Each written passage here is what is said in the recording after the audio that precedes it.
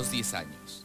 Yo creo que ningún hecho me ha marcado tanto, ni ha tenido efecto tan prolongado como descubrir a los 10 años que mi padre no estaba muerto, que mi padre existía y que lo iba a conocer allí e irme a vivir inmediatamente con ese señor desconocido que resultó siendo mi padre, ¿no? Ese es para mí el trauma fundamental de mi vida. Mi vida cambió a partir de ese momento, ¿no? Desde luego todavía a veces siento como un estremecimiento cuando yo recuerdo esa mañana en Piura cuando mi mamá en el malecón Eguiguren me dijo esa frase, por supuesto inolvidable, ¿eh? Bueno, tú sabías que tu papá está vivo. Y yo recuerdo mucho haberle dicho, sí, mamá, y haber pensado, pero ¿qué es esto? ¿Pero cómo vivo? Si mi papá está en el cielo, si mi papá yo le rezo en las noches, ¿eh? Y bueno, y haberle preguntado, y lo voy a conocer, sí lo vas a conocer ahora mismo, te voy a llevar ahora mismo al hotel de turistas de Piura porque ahí está tu papá. Aquel fue un episodio terrible que lo marcó para siempre. Yo descubrí el miedo a partir de ese momento. Yo creo que antes nunca había tenido miedo. Y a partir de ese momento sí ya tuve miedo. ¿Eh? Tuve miedo, supe lo que era el miedo. ¿Eh? Si realmente mi padre me hubiera conquistado, seducido. Pero él se encontró con un extranjero también. Había un niño allí que por otra parte representaba todo lo que él detestaba en la vida. Y se encontró con un niñito mimado, caprichoso, seguramente, como digo, insoportable. Un niñito que le cayó un poco mal. Sí, entonces ahí yo creo que en él hubo una frustración muy grande, ¿no?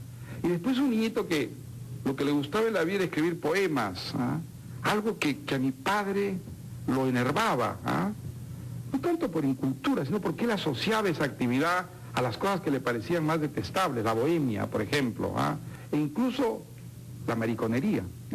No, él quería que yo fuera un hombre.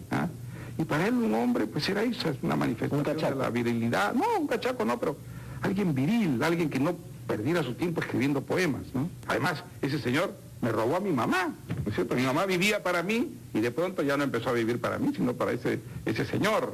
Además, ese señor no era el papá que yo esperaba. Yo tenía una foto de mi papá cuando era marino, muy buen mozo, muy joven. Y de pronto ese señor pues había perdido la mitad del pelo, era un señor que tenía muchos años, entonces yo también me sentí defraudado. Oye, ese no es el papá que yo tenía, el papá que yo tenía es el que está en mis fotos, en el velador, ¿no es verdad? Entonces tuvimos una mutua decepción. Los años anteriores habían sido felices. Criado por los abuelos maternos y acompañado de una numerosa familia, el pequeño Mario había crecido entre la ciudad boliviana de Cochabamba y Piura, a donde su abuelo, Pedro Llosa, llegó para ser prefecto de la ciudad. Allí, en el Colegio San Miguel, conoció a Javier Silva Ruete, ese fiel amigo al que hasta hoy llama cariñosamente el Gordo Silva. Y éramos compañeros del mismo año y estábamos en la misma carpeta. Y esa carpeta, en algún momento, ya después que nosotros salimos, nos enteramos de que le habían puesto una soguilla y además una cinta, y no dejaban sentar a ningún alumno ahí. Fueron compinches y más adelante discípulos del famoso historiador Raúl Porras Barrenechea, quien les encomendó la tarea más increíble de sus vidas. Porras también me consiguió además un trabajo en el cementerio Presbítero Maestro. Tenía que fichar los nichos de los pabellones más antiguos, cuyas lápidas se habían borrado. Entonces los domingos me iba al cementerio y el Gordo Silva, o sea yo, me acompañaba. Javier Silva era mi gran amigo. Me acompañaba, me ayudaba, limpiábamos las lápidas, fichábamos el nombre, las fechas, los pabellones y me pagaban por muerto. En realidad los dos nos pagaban por muerto. ¿Iban al cementerio ustedes? Íbamos al cementerio a hacer las fichas.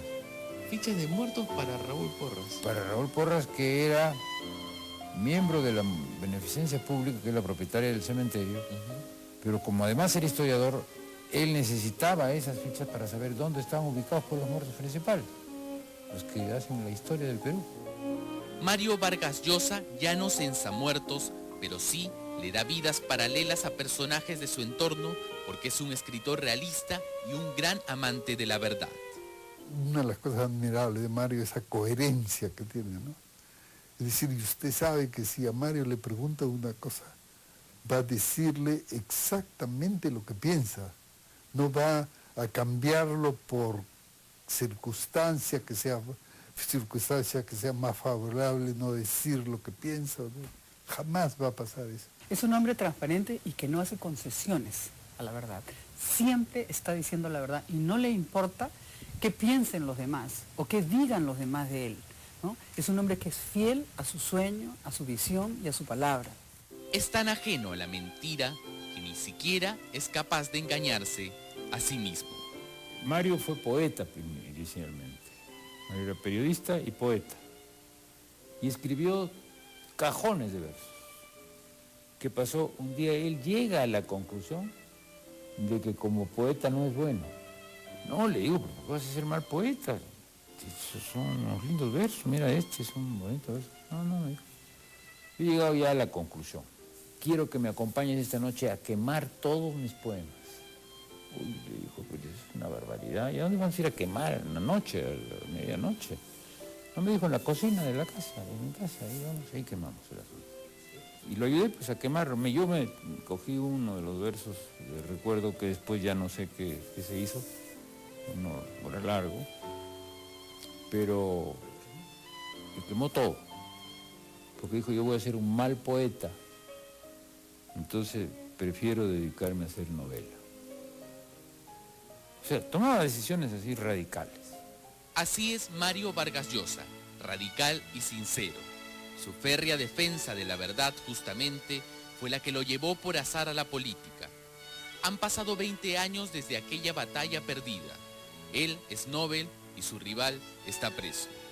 Nadie podría decir que hubiese sido del Perú en sus manos, pero sí tal vez que no volverá a existir en esta tierra de promesas e ilusiones un político como él, honesto hasta la brutalidad. Yo no he dicho que en 5 años se puede convertir al Perú en una Suiza. Desgraciadamente no es así. ¿Cómo me gustaría? ¿Cuánto me gustaría que este país, con el que he sido muy crítico, en esos 20 libros que no ha leído el ingeniero Fujimori, porque si los hubiera leído sabría hasta qué punto yo conozco y me he metido al meollo profundo del Perú? ¿Cómo me gustaría que en 5 años yo pudiera como presidente convertir al Perú en el país más próspero del mundo? Eso no se puede hacer. Si hay algo que puedo decir de Mario y que me ha servido a mí, por ejemplo, como un derrotero en mi vida personal, es nadie mejor que Mario ejecuta evitar el doble diálogo.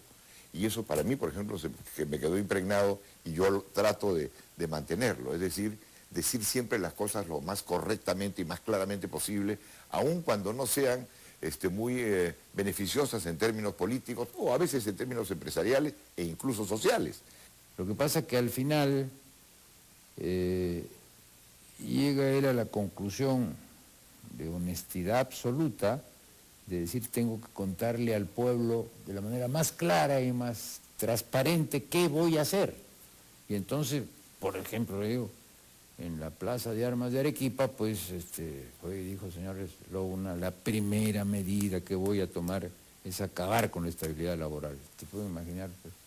Lo que significó para la gente eso. Ahí hubo una frase de Fernando Belaúnde, decía, Mario ha confundido el confesionario con la plaza pública.